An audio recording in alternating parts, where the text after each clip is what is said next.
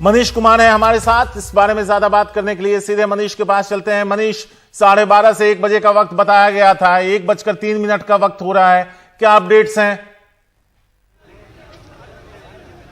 सारिक, आपको थोड़ा धैर्य रखना होगा। अभी फिलहाल 3 बैठकें चल रही हैं।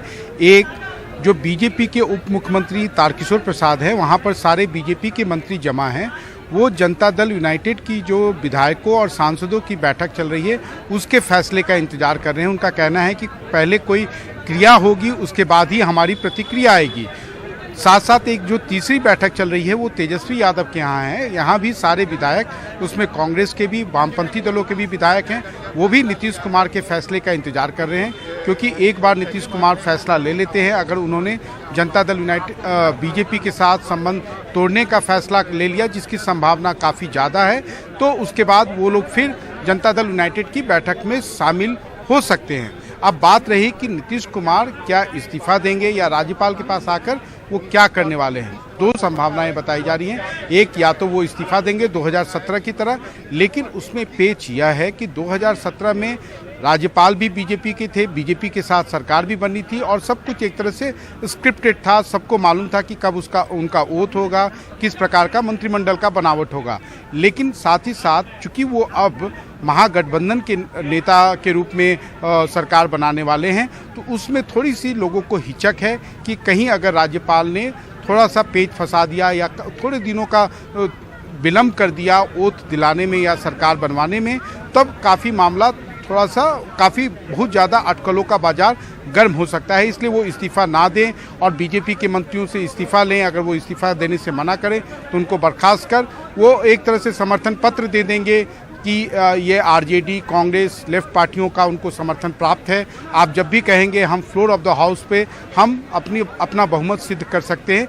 ऐसा ही घटनाक्रम 2013 में हुआ था, जब उन्होंने बीजेपी के साथ संबंध तोड़ा था उस समय। लेकिन उनके पास अपने संख्या पर्याप्त थी, 122 की जगह उनके पास 119 विधायक जनता दल यूनाइटेड के थे। और बाद में जब फ्लोर ऑफ द हाउस पे मेजॉरिटी सिद्ध करना था तो आरजेडी ने सपोर्ट किया था।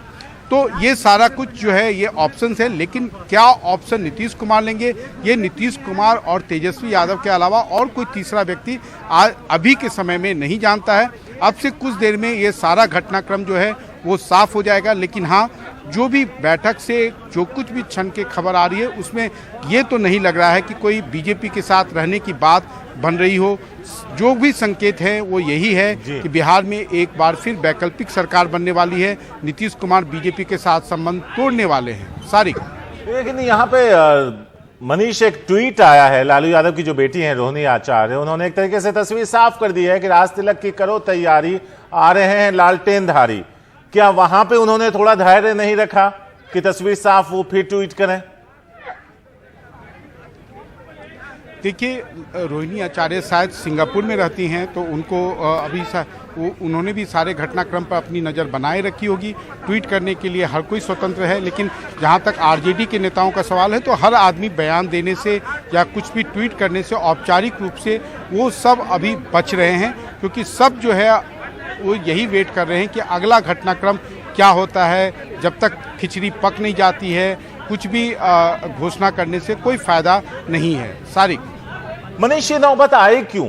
जिस बीजेपी का दामन उन्होंने 2017 में आरजेडी का साथ छोड़कर थामा था, 2020 में चुनाव लड़ा और आज वो दिन है जब उससे दामन छुड़ाकर वो फिर से उसके पास लौटे हैं जिसे कभी उन्होंने धक्का मारकर किनारे कर दिया था। निश्चित रूप से अगर आप इसके कारण जानना चाहेंगे तो इसके लिए अगर एक व्यक्ति जिम्मेवार है, जैसा हम सुबह से डिस्कस कर रहे हैं, तो वो हैं केंद्रीय गृह मंत्री अमित शाह। अमित शाह ने बिहार में जो एक नया एक्सपेरिमेंट 2020 के विधानसभा चुनाव से लेकर आज तक खेला, वो कहीं ना कहीं उल्टा दांव पड़ा और वो नीतीश को कहीं से रास नहीं आया। नीतीश को लगा कि बीजेपी उनको सहयोगी बनाकर उनको जड़ से खत्म करने पर लगी हुई है। ये जो आशंका है, और इसके लिए आज उन्होंने अपनी बैठक में जो उनका भाषण हो रहा है, भाषण हो चुका होगा, उसमें उन्होंने उसके कई सारे साक्ष्य भी दिए हैं कि किस तरीके से बीजेपी जो है जेडीयू को और खासकर उनको खत्म कर रही थी।